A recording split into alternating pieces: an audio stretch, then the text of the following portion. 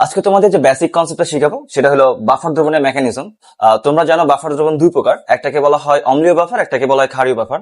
So আজকে আমরা দেখবো হলো অম্লীয় বাফারের মেকানিজমটা এবং এর বেসিক এবং কনসেপ্ট সবকিছু আমরা জানবো। ওকে, সো ভাই দেখো, অম্লীয় বাফার হওয়ার জন্য দুইটা শর্ত লাগবে।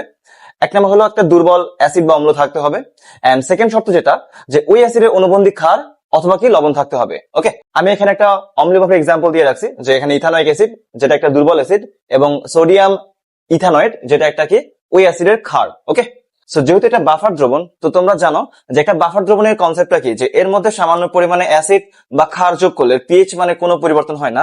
সো আজকে আমরা ওইটাই জানবো যে কেন বাফার দ্রবণের মধ্যে সামান্য অ্যাসিড বা ক্ষার যোগ করলে পিএইচ মানে কোনো পরিবর্তন হয় না। ওকে, সো খেয়াল করো ভাইয়া, এখানে দুর্বল অ্যাসিডটা কি আছে, এখানে আমি একটু তোমাদের মেকানিজমটা দেখাবো। ওকে, সো দুর্বল অ্যাসিডটা হলো CH3 বন্ড COOH। ওকে, যেহেতু এটা দুর্বল অ্যাসিড, তোমরা জানো দুর্বল অ্যাসিড কিন্তু সম্পূর্ণ ভাঙে না, এটা আংশিক ভাবে ভাঙে। তার মানে এখানে কি হবে, একটা উন্মুখী বিক্রিয়া হবে, হয়ে তোমার কি তৈরি করবে এখানে, যে CH3 bond COO minus plus তোমার হলো H প্লাস তৈরি করবে। ওকে, আচ্ছা, সো এই এই লবণটা কি, এই লবণটা কিন্তু ভাইয়া এই যে ইথানোয়িক অ্যাসিডের একটা অনুবন্ধী ক্ষারের পার্ট, এটা হ্যাঁ অনুবন্ধী ক্ষার থেকে আসছে। তো তোমরা জানো যে অ্যাসিড যদি দুর্বল হয় তার অনুবন্ধী ক্ষার কি হবে, শক্তিশালী হবে। ওকে, সো এই যে আমার সোডিয়াম ইথানয়েড যে লবণটা, বা এটা হলো ওই অ্যাসিডের অনুবন্ধী ক্ষারের কনসেপ্ট থেকে আসছে, সো এটা কিন্তু শক্তিশালী হবে। সো এখানে কি তৈরি হবে, তোমরা জানো শক্তিশালী কোন লবণ বা অ্যাসিড বা ক্ষার সেটা সম্পূর্ণরূপে বিয়োজিত হয়ে যায়, তাই না? সো এখানে যেটা হবে যে CH3 বন্ড COON এই জিনিসটা তোমার সম্পূর্ণরূপে বিয়োজিত হয়ে যাবে, যে কারণে এখানে একমুখী সাইন, হ্যাঁ একমুখী সাইন হবে। সো এখানে কি কি তৈরি করবে, এটা CH3 বন্ড COOH তৈরি করবে, CH3 bond CO minus plus তোমার হলো Na প্লাস তৈরি করবে। ওকে, সো এই দুইটা জিনিস আমার দ্রবণের মধ্যে ভেঙে এই আকারে থাকে। ওকে, সো খেয়াল করো ভাইয়া, এখানে কিন্তু আমার H প্লাস আছে। তোমরা জানো একটা দ্রবণের পিএইচ ডিপেন্ড করে কিসের উপর, H প্লাস এর উপর। তার মানে আমরা যখন লিখি যে পিএইচ সমান সমান কি লিখি, যে মাইনাস লগ কনসেন্ট্রেশন অফ কত, H প্লাস, তাই না? তার মানে এই পিএইচটা সম্পূর্ণরূপে কার উপর নির্ভর করে, আমার H প্লাস এর উপর। ওকে, সো এই যে দ্রবণ আছে, এটা বাফার দ্রবণ, এটা নির্দিষ্ট পরিমাণ পিএইচ আছে যেটা ডিপেন্ড করতেছে কার উপর, এই H প্লাস এর উপর। ওকে, এখন তুমি যদি এর মধ্যে সামান্য পরিমাণে অ্যাসিড যোগ করো, কি যোগ করব, সামান্য পরিমাণে অ্যাসিড, সামান্য পরিমাণে অ্যাসিড। তো লিখলাম আমি এখানে যে সামান্য পরিমাণ কি যোগ করব, অ্যাসিড। অ্যাসিড হিসেবে আমরা নিতে পারি HCl। ধরো আমি এর মধ্যে সামান্য পরিমাণে HCl যোগ করব। ওকে, সো ভাইয়া তোমরা জানো HCl ভেঙে কি তৈরি করে, H প্লাস তৈরি করে, তাই না? সো H প্লাস, যে এটা একটা পাত্র আছে, চিন্তা করো এটা একটা পাত্র, হ্যাঁ এটা একটা পাত্র, এই পাত্রের মধ্যে আমি কি সামান্য পরিমাণে HCl যোগ করে দিছি। সো HCl এর মধ্যে কি আছে ভাইয়া, HCl এর মধ্যে আছে তোমার হলো H প্লাস, তাই না? H প্লাস আছে।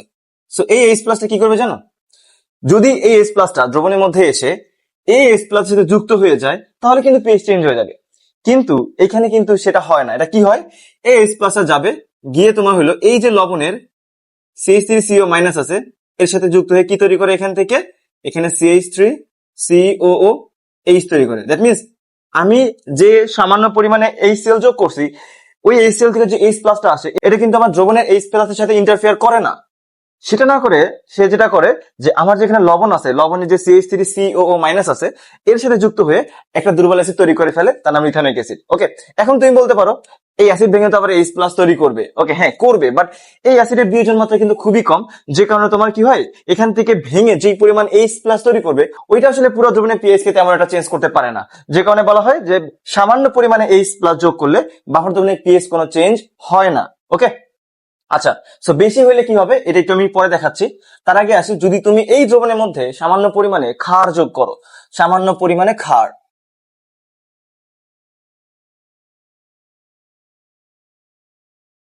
সামান্য পরিমাণ ক্ষার, ক্ষার হিসেবে আমি নিতে পারি ভাইয়া সোডিয়াম হাইড্রক্সাইড। ওকে, সোডিয়াম হাইড্রক্সাইড। তো তোমরা জানো সোডিয়াম হাইড্রক্সাইডের মধ্যে কি থাকবে, OH থাকবে, তাই না?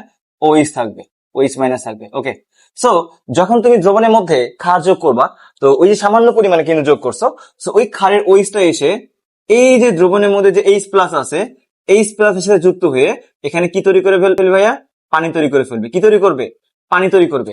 এখন ভাই এখানে একটা প্রশ্ন আছে, দেখো আমি বলছিলাম দ্রবণের পিএইচ ডিপেন্ড করতেছে কি, আমার H প্লাস এর ঘনমাত্রার উপর।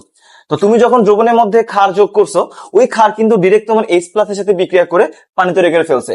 দ্যাট মিনস H প্লাস কিন্তু এখানে কমে গেছে না, H প্লাস কিন্তু কমে যাবে না, তার মানে পিএইচ কে চেঞ্জ হবে না, চেঞ্জ হয়ে কি হয়ে যাবে, বেড়ে যাবে। এখন কথা হইলো এই অ্যাসিডটা কিন্তু ভাইয়া দুর্বল অ্যাসিড, দুর্বল অ্যাসিড, এটা সবসময় কি একটা সাম্য অবস্থায় থাকবে, তাই না? সাম্য অবস্থায় থাকতে চায়। তো যখন তোমার এখান থেকে এই H প্লাস এর ঘনমাত্রা কমে যাবে, যখন এখান থেকে H প্লাস এর ঘনমাত্রা কমে যাবে, এইটা আবার সাথে সাথে কি হয়ে যাবে, আবার ভেঙে পূর্বের পূর্বের H প্লাস এ পরিণত করবে। কি করে এখান থেকে তোমার হইলো যে পূর্বের H প্লাস আয়নে পরিণত হয়, পরিণত হয়। যে কারণে তোমার হইলো এখান থেকে যে পরিমাণ H প্লাস পানি তৈরি করে ফেলছে, ওইটা আবার ভেঙে আগের H প্লাসে চলে আসে। দ্যাট মিনস পুরো দ্রবণের পিএইচ কিন্তু সেম থাকে। ওকে, এখন আমি একটু আসি যে অতিরিক্ত যোগ করলে কি হবে। মানে তুমি যদি এক্সেস অ্যামাউন্ট অ্যাসিড অথবা এক্সেস অ্যামাউন্ট ক্ষার যোগ করো, ওই ক্ষেত্রে পিএইচ এর কেমন চেঞ্জ হয় একটু খেয়াল করবা। কেন চেঞ্জ হয়? তুমি যদি অতিরিক্ত পরিমাণে এই সেল দাও, এই সেল যদি অতিরিক্ত পরিমাণে দাও, তার মানে কি তোমার কাছে অনেক বেশি, এটা এটা অনেক বেশি থাকবে। এই H প্লাস এর মান কি থাকবে ভাইয়া, এটা অনেক কি বেশি থাকবে, এটা অনেক বেশি থাকবে। অনেক বেশি থাকলে কি হবে, এই H প্লাস গিয়ে তোমার কন্টিনিউয়াস কার সাথে, এর সাথে বিক্রিয়া করবে, করে করে কি তৈরি করতেছে, আমার ইথানল গ্যাস তৈরি করতেছে। ওকে, এখন ভাইয়া এই জিনিসটা কি অসীম পরিমাণ আছে নাকি লিমিটেড আছে? লিমিটেড না, কারণ এই জিনিসটা কই থেকে আসছে, এই যে সোডিয়াম ইথানয়েড সল্ট ভেঙে একটা নির্দিষ্ট পরিমাণ কি CH3CO মাইনাস আয়ন তৈরি করে রাখছে। তো তুমি যখন এখানে continuously H plus ion provide করবা, তখন কি হবে, এটা এর সাথে বিক্রিয়া করবে আর এটা তৈরি করবে, করতে করতে করতে করতে একটা পর্যায়ে এটা কি হয়ে যাবে ভাইয়া, এটা তোমার হলো শেষ হয়ে যাবে। ওকে, এটা শেষ হয়ে যাবে। তো এটা যখন শেষ হয়ে যাবে, তখন যে আমি যে H প্লাসটা যোগ করব, এই H প্লাসটা গিয়ে তখন তোমার ভাইয়া ডিরেক্ট এই H প্লাসের সাথে যুক্ত হয়ে এই দ্রবণের মধ্যে H প্লাস আয়নের ঘনমাত্রাকে বাড়ায় দিবে। তখন এই পিএইচ কি হয়ে যাবে, ফল করবে, অর্থাৎ কমে যাবে, অর্থাৎ পিএইচ চেঞ্জ হয়ে যাবে। বুঝতে পারছো? আচ্ছা, আবার তুমি যখন এই দ্রবণের মধ্যে অতিরিক্ত পরিমাণ, মানে এই যে তোমার হলো কি বলে সোডিয়াম হাইড্রোক্সাইড অনেক বেশি পরিমাণে দাও, অনেক বেশি পরিমাণে দাও, তখন এই OH এর মান কি থাকবে ভাইয়া, অনেক বেশি থাকবে। এটাও কি থাকবে, অনেক বেশি থাকবে। ওকে, সো অনেক বেশি থাকবে। সো এই ওয়েস্টটা গিয়ে তখন কি করবে, কন্টিনিউয়াস কি করবে, এই H প্লাস সাথে বিক্রিয়া করে পানি তৈরি করতে থাকবে। ওকে, সো অনেক বেশি যেহেতু, তাহলে বারবার আসবে, H প্লাস সাথে বিক্রিয়া করে পানি তৈরি করবে, আর এই দিক থেকে কি করবে, এই ইথানোয়িক অ্যাসিডটা ভেঙে ভাঙতে থাকবে, ভাঙতে ভাঙতে কি আগের H প্লাসে তৈরি করতেই থাকবে। এখন ভাইয়া এই ইথানোয়িক অ্যাসিড কিন্তু হলো একটা নির্দিষ্ট পরিমাণ আছে, এটাও কিন্তু অসীম পরিমাণ নাই।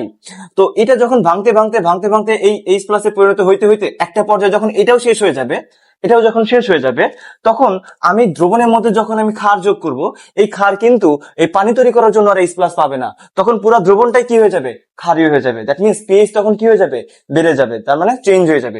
এই জন্য বলা হয়েছে যে বাফার দ্রবণ হলো এমন একটা দ্রবণ, যে দ্রবণে সামান্য অ্যাসিড বা ক্ষার যোগ করলে পিএইচ এর মানে কোনো চেঞ্জ হয় না, কিন্তু যখন তুমি অতিরিক্ত পরিমাণে দিবা, তখন তোমার কি হবে, এর পিএইচ মান চেঞ্জ